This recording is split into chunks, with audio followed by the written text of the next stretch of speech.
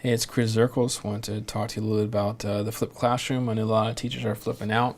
I do want to apologize for not using EduCraft. I just kind of have my own technique, which is some of what I'll talk about here in a minute. So hope that's not going to be a problem.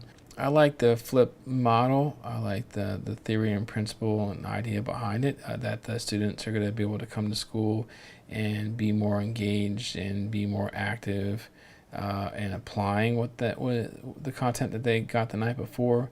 I like the concept of students getting the content at home. I teach middle school students, 11, 12, 13 years old in a class of 30 students. The amount of time they're actually engaged in getting the content and comprehending it is a very small amount of time. So think that if students can go home and get the content directly from the teacher, it's almost like a one-on-one experience.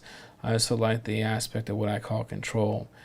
Students have, whether it's a video or a podcast or a book, whatever it may be, they're able to actually pause that media or rewind it, watch it again if necessary, skip ahead if need be. So I think that the potential for students to get a better understanding of content being delivered to them at home is going to be more beneficial than, in my situation, them getting it in the classroom. And then during class, it's the application of what was given to them the night or day before.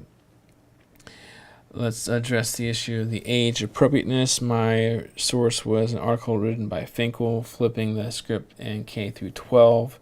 Obviously, college-aged students are of appropriate age for flipped learning. Middle and high school is the most common age, and the lowest or youngest students I could find were 4th and 5th graders, and even out of the 4th and 5th graders, it was limited to the subjects of math or science. Here's a couple of my pros and cons about the flipped classroom. I think it's definitely an excellent model. I think that I like the aspect or idea of the teachers being able to work more one-on-one and with groups with students in class instead of delivering content during class, and students are applying and they're active instead of being passive. The cons that I've experienced with my student population is the access, not being able to have access to the internet or having a computer or device to access it, and also the being a self-directed learner. Students don't actually do it, and then they come to class the next day and they haven't gotten the content. Then it's kind of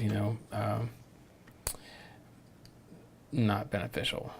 Dr. Mayer is my go-to man. He wrote the cognitive theory of multimedia learning, and I learned a lot from Dr. Mayer during my advanced design courses. And so a lot of the principles and techniques that I incorporate are because of what I've learned from him and his theory. I'll let you listen to him for a few moments. Especially if you're interested in transfer, if you want them to be able to use what they've learned in new situations.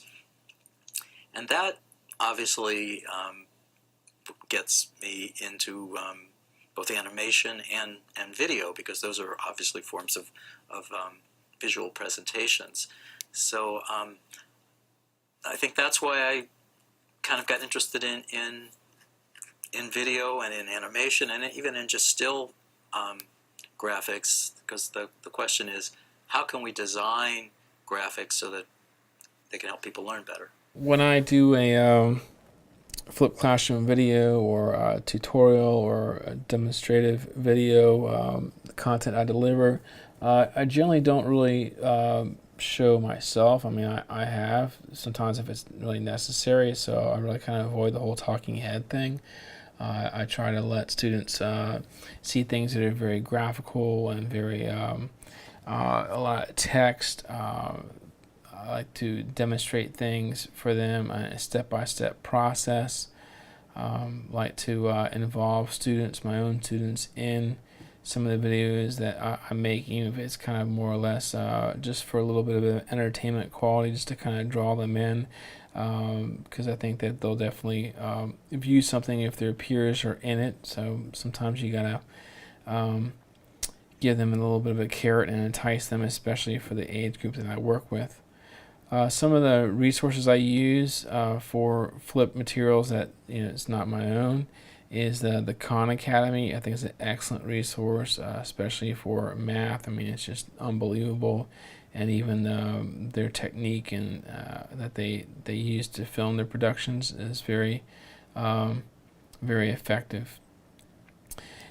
I know that we were looking at EduCraft as far as making this video for tonight. I'm not sure if you've heard of Adobe Voice. It's actually free, and it is just one of the easiest things to use. It's just kind of just one or two steps, and you got yourself a pretty good quality video that you can easily share with your students. So I would definitely check out Adobe Voice, if you haven't already done so.